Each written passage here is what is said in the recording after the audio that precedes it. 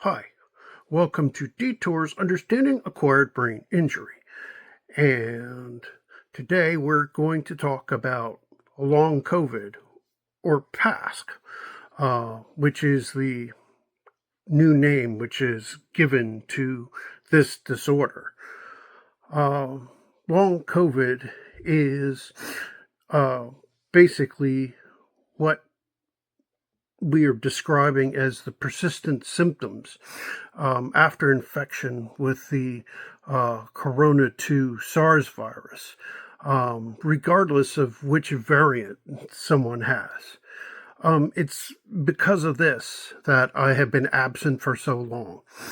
At the end of December, I contracted COVID, or coronavirus 2 SARS, or the COVIDs, or Rona, or whatever you'd like to use to describe the virus. This was the second time. Unfortunately, I didn't recover as quickly as I did in 2021 when I got it the first time. Instead, this time I developed what they commonly call long COVID.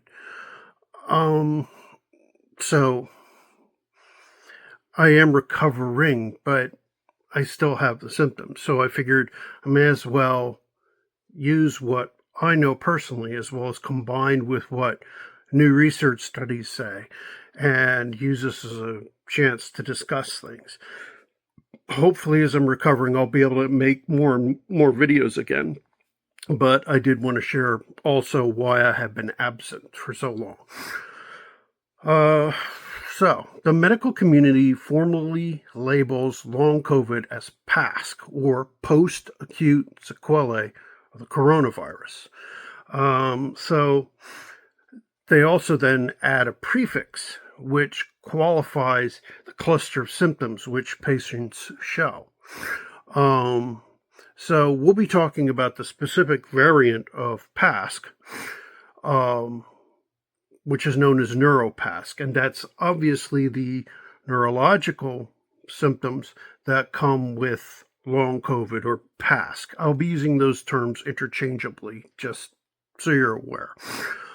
So first of all, let's get into NeuroPASC as its own condition. There are different clusters of symptoms that you see with PASC, the general long-term or long COVID, and then there are sets of symptoms you see with NeuroPASC. So let's talk about the most common symptoms generally with PASC, and then we'll get more specific. Now, first of all, the most common symptoms that you see include fatigue after no or mild activity, this extreme draining fatigue. And those of us with brain injury already have that problem, neurofatigue, and this just multiplies that. Headaches is also right up there at the top. Dysautonomia, so sweats or visual problems, irregular heart rate. We've talked about problems with regulating the autonomic nervous system. Well, this is also something you see with PASC in general. Blurry vision or distorted vision, problems seeing, problems with sleep, also very common, either sleeping way too much or not enough.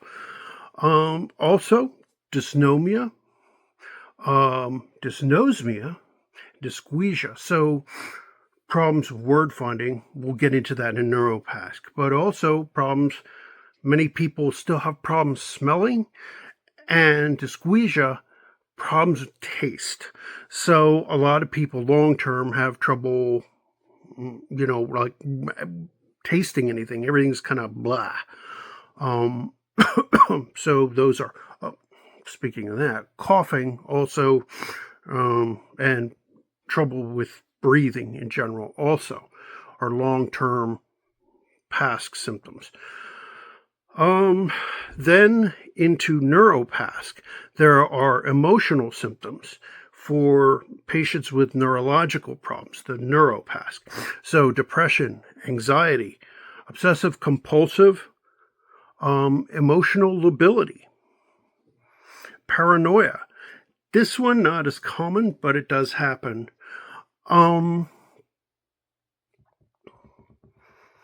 irritability, temper outbursts, apathy. So feeling kind of listless, and a lot of people describe, and we'll get to that in a moment, and the abulia. Post-COVID prefrontal symptoms. When people, this is more cognitive, but when people describe brain fog, which is a big one, they're talking about this executive syndrome. So brain fog covers a lot of things. Slowed processing speed, problems with focusing attention, problems with short-term memory are common. Sleep disturbances and nightmares go up. Problems with word finding, and I already have trouble with that. This hasn't helped that. Confusion, disorientation. So there's a whole cluster of other cognitive symptoms. Some people describe problems with reading or mathematics. That's not as common, but it definitely has been described. So generally, as far as the cognitive and emotional symptoms are concerned, it looks almost like a concussion, like post-concussive syndrome. And there's a reason for that, and we'll get into that in a moment. Then there are neurological comorbidities. So there are neurological conditions that are more likely if you have NeuroPASC. So your risk of stroke is increased. Your risk of developing seizures is increased. You have a risk that is increased of meningitis and encephalitis. You have an increased risk of Guillain-Barré, French polio. We've talked about that before. A lot of the infectious brain diseases increase your risk of this type of paralysis that's somewhat similar to polio, but not the same. But it's, the way it acts. An increased risk of dementia over time. And while obviously COVID hasn't been around long enough to make a kind of declaration, we know that neuroinflammation and how this condition works, it's another hit against the brain.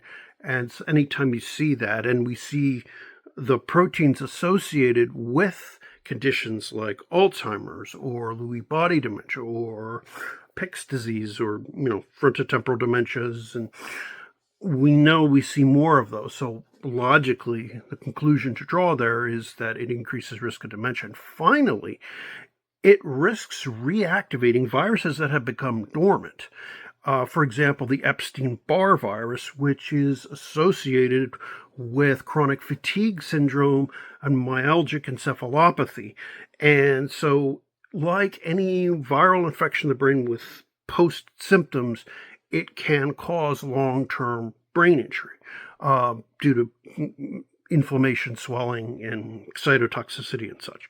All right, so what are the general characteristics of NeuroPASC that we have found with multiple research studies? And I've gotten these studies from the American Academy of Neurology and Neuropsychiatry and Neuroscience Research, and I've gotten this from National Institute of Health, the CDC, organizations like that. So this isn't just something that and even some of the newest books for neurology residency, like Adam and Victor's and things like that, have a mention of COVID in them, and they do talk about its effects on the brain, but it's more general because, it takes a while. But so here's what we know. PASC seems to affect young and middle-aged people more severely than children or the elderly, which is kind of interesting. But again, it is an inflammatory condition. It does affect the young and the old, but it does so in other ways. And here's something to keep in mind about COVID. It is endemic in the United States now. That virus now lives amongst the other viral populations that are circulating. It won't just go away. It will remain resident. Now, what happens and how it changes through point mutations and things like that, it could present itself differently in the coming years and decades. I don't know.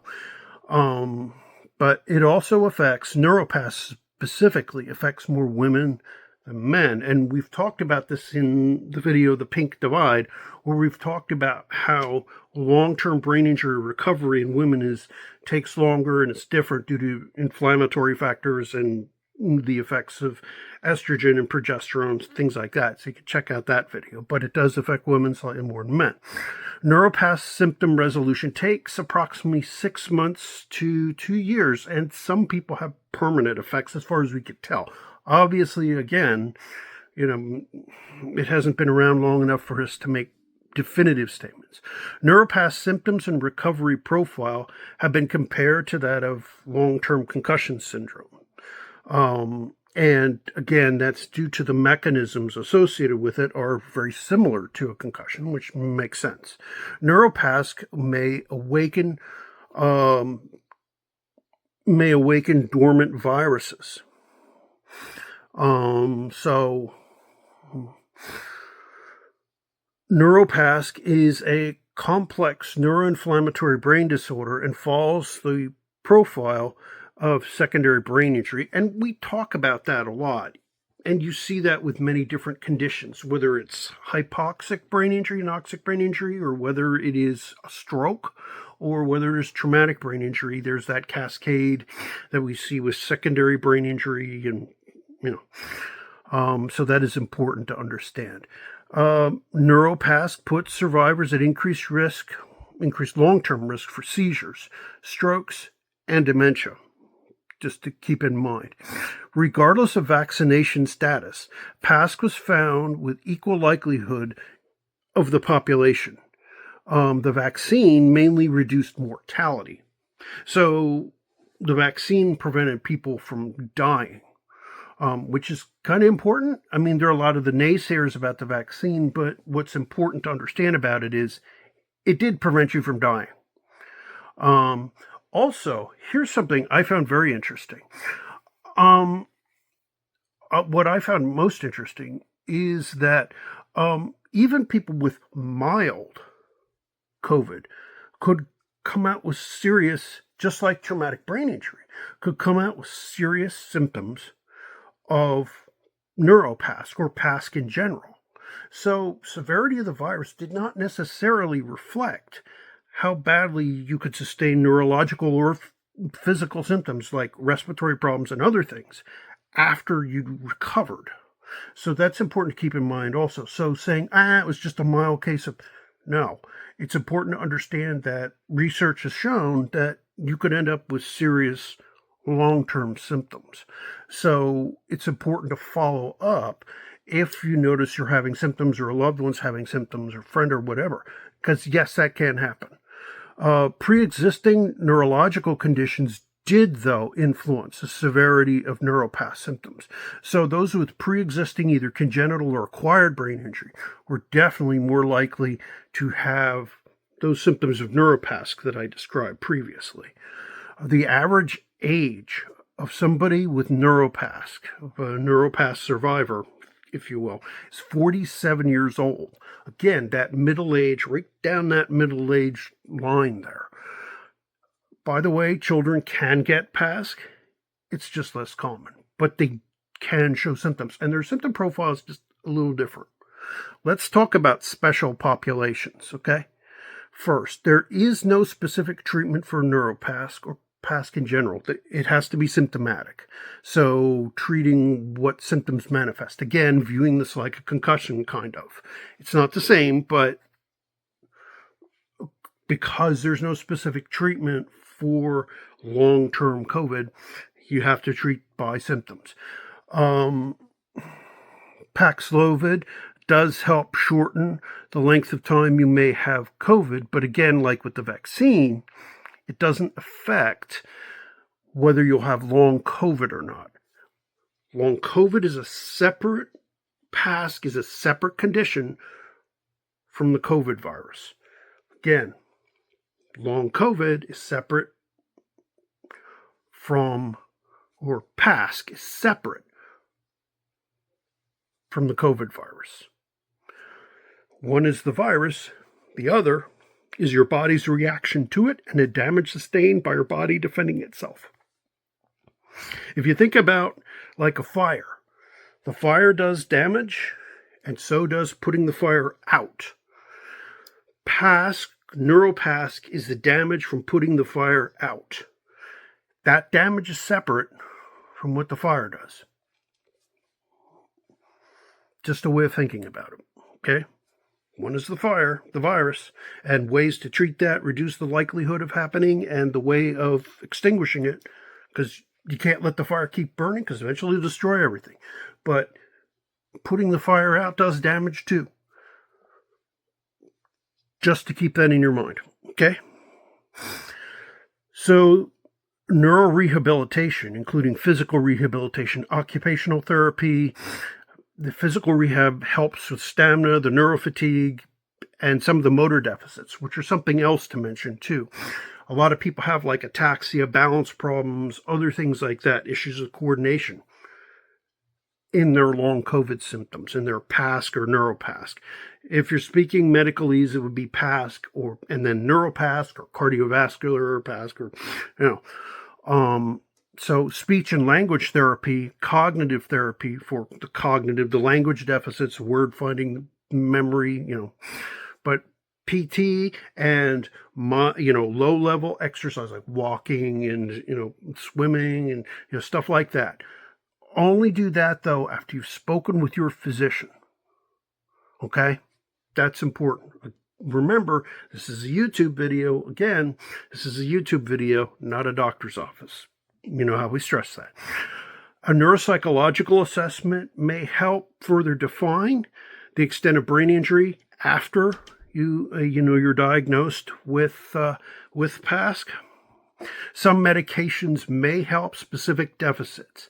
ADD medication or mood stabilizers, antidepressants, anti-anxiety meds, dopamine modulators with alertness and orientation, things like that.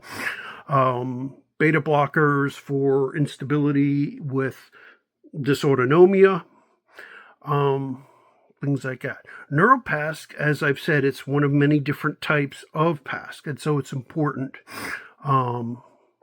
Other infectious diseases, again, myelitic encephalopathy and chronic fatigue syndrome.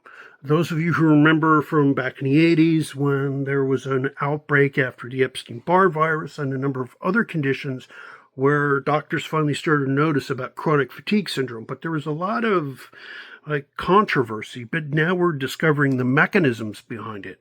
And so other conditions like the flu can cause this or other disorders. And so we're still sorting out the immune mechanisms, the neurological mechanisms, the psychosocial, and yes, the social milieu, your psychosocial environment can push you one way or the other too.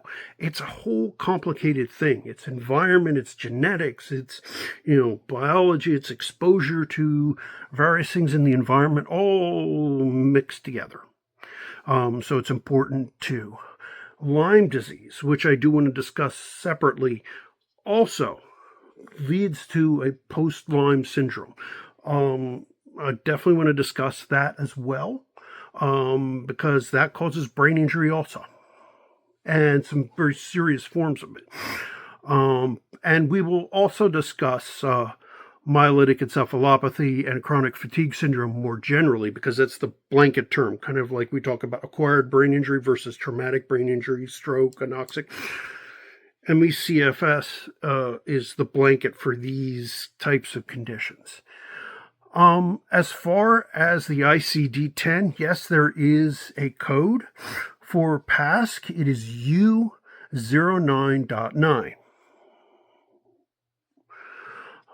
So it's defined for any docs or anyone who might be watching or medical, any long-term physical, cognitive, or psychological symptom or illness experienced as a post-acute sequelae of COVID-19, SARS-CoV-2 virus.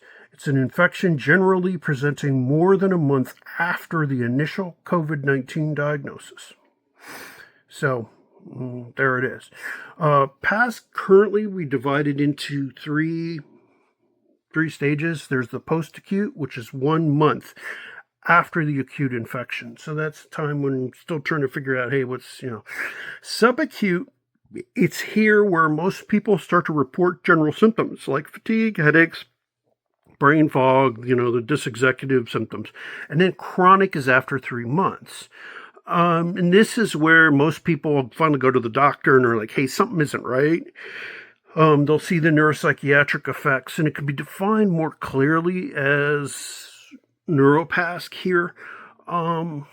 This is also when you're at higher risk for things like seizures, stroke, having visual problems, maybe your prescription needs changed, that kind of thing. So obviously COVID hasn't been around long enough for us to know what happens over a really long time, but you can bet there are going to be studies. So as far as what research has shown for the different variants in the past, the alpha variant, which was the first one from the end of 2019 through 2020, we had nothing. And those who came down with this one, who landed in the hospital, were simply likely to die. It was most lethal.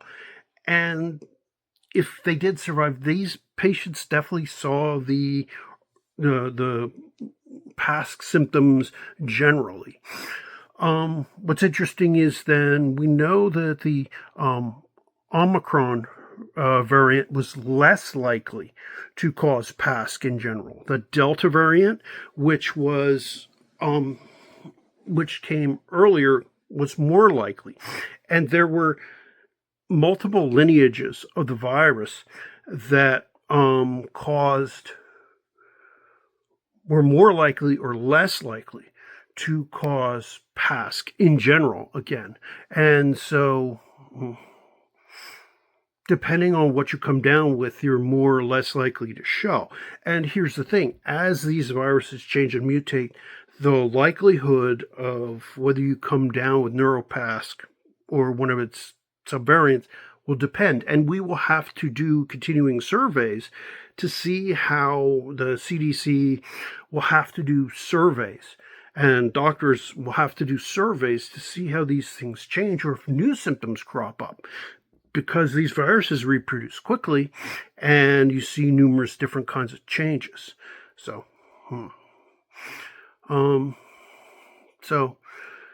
special populations are important. In children and adolescents who received the COVID vaccine, what's interesting here is they were less likely to come down with PASC. Don't know why. It could be inadequate research on kids with the symptoms, or it could be their immune response was different. Or because, fewer adolescents and children came down with it. And so they were lost in statistical noise. Don't know. 17% of adolescents, much older, closer to the adult age, where, again, young adults and middle-aged adults reported. 17% of these adolescents had an adult pattern, so including the NeuroPASC. The majority of PASC patients, again, were female, white, lower middle class to middle, which seemed to be the pattern generally. Upper SES and lower SES reported far less NeuroPASC, which seems to be the typical pattern for concussions and for traumatic brain injuries, although certain types of brain injury you see more often in lower SES and certain patterns in upper SES. So that demographic, that is a whole field of study.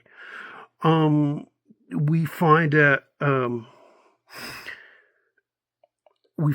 teens report fatigue and headaches and brain fog at social isolation due to inability to participate in favorite activities, like, their sports and to hang out with friends and stuff because of fatigue and focus problems and things like that. And if you're a teen, and you can't, you can imagine how difficult this is. And many of them getting ready to go to college or whatever end up having to delay.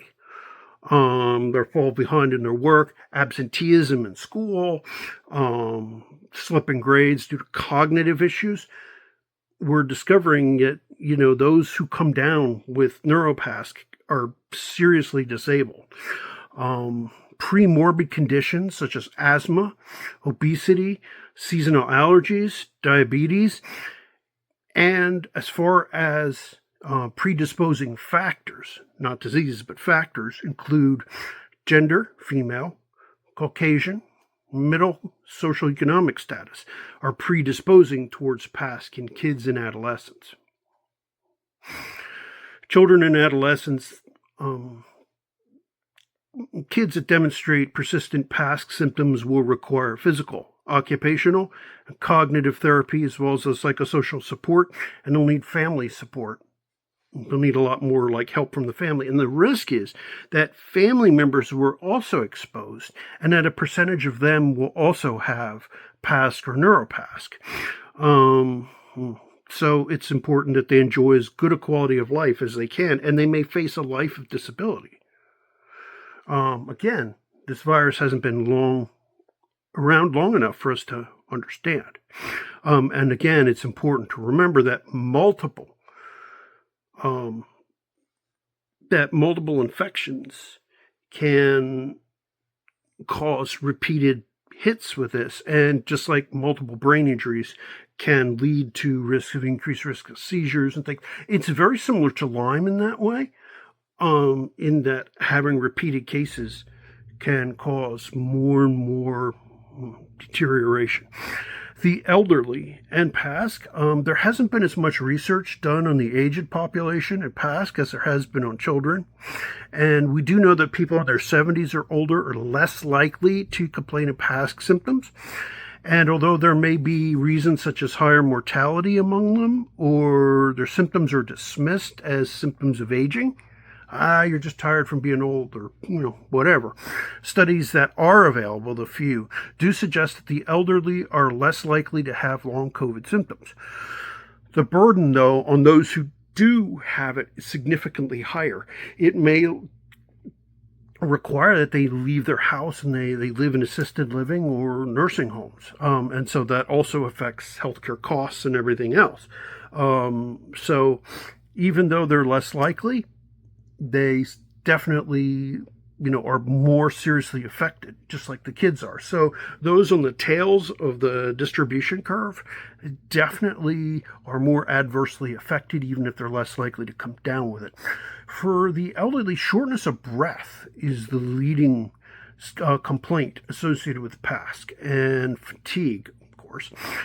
Cognitive symptoms are a little less common, which is kind of interesting. So it suggests it's more of a cardiovascular disease for them than it is straight neuro, like NeuroPASC is for middle-aged and for younger towards kids. Although comorbidities associated are just the same. And if they have certain comorbidities similar to adults, like asthma, obesity, diabetes, and cardiovascular disease, are more likely to express with the condition. As in children, middle-aged adults, women, middle class, white, and in this case, smokers. The data on that for younger people is, but it would seem reasonable. Finally, the disabled and PASC. Respiratory conditions, autoimmune disorders are the most commonly reported with PASC in general. Premorbid complaints of autoimmune disorders, anxiety, and depression were often associated with NeuroPASC. So a patient who's got anxiety, depression, or autoimmune problems were the most likely, those who've had them before, to come down with PASC in general. Although it would seem reasonable that NeuroPASC would be. Seasonal allergies, obesity, and diabetes contributed to becoming sick with COVID in the first place, and then these would, of course, also increase PASC in children then. Autoimmune disorders, cardiovascular disorders, diabetes, respiratory conditions were more common contributing to these factors in the elderly. Now, NeuroPASC is more common in those with pre-existing neurological conditions. So again, take a hit in the brain, COVID will target something that's already has problems such as TBI, stroke, and hypoxic ischemic injury, as well as cerebral anoxia. As previously mentioned, NeuroPASC causes increased risk of stroke and dementia. PASC combined with any brain injury due to the similarities of the nature of secondary brain injuries as seen in physical trauma or hypoxia, stroke, infection, vascular injuries, neuroinflammation, white matter damage. It's the same kind of underlying mechanism. NeuroPASC is essentially an infection of the brain. Now, whether it specifically targets and destroys brain tissue or not, there's a debate going on, whether it's a neurotrophic virus, it's called, when it attacks specifically brain tissue, or whether it's bleeding, swelling, edema. That's still not really resolved yet. But I do want you to remember that PASC, specifically NeuroPASC, is an acquired brain injury. And it's also considered a disability, and you can get disability for having it to the extent that it interferes with your daily living. So it is eligible as a disability. So what is the medical treatment as we're getting ready to wrap up? Against COVID in general, there are, of course, different approaches towards treating it. The vaccine, the antiviral, the anti-sera, but there is no specific treatment against long COVID, PASC. No treatment. Systemically, there's, just like there is for any other brain injury, rehabilitation, therapy, mental health support, community support. Research is ongoing. It's still a new bug. Medications used to treat like attention focus. We discussed that earlier. As with all types of acquired brain injury, research is ongoing, even if not as much as we would like. What we tell you today is different and will be different from a video about the topic 5 years from now, 25 years from now, whatever. We will, of course, be updating our videos as new information is learned. If you're interested in discussing more about COVID, PASC, NeuroPASC, please mention that in the comments below. Thank you for watching. Please click like and subscribe. Don't forget the bell. Please, as always, share this video with anyone who's affected by long COVID, PASC, NeuroPASC. As with all of our videos that are medically aligned, please remember this does not substitute for advice from your physician or advanced practice provider. Seek out help from your physician. Remember, this is a YouTube video, not a doctor's office. If you have any questions about acquired brain injury, wish to comment, any suggestions, anything like that, please feel free. And we hope you found this useful. We'll see you again. Take care. Bye.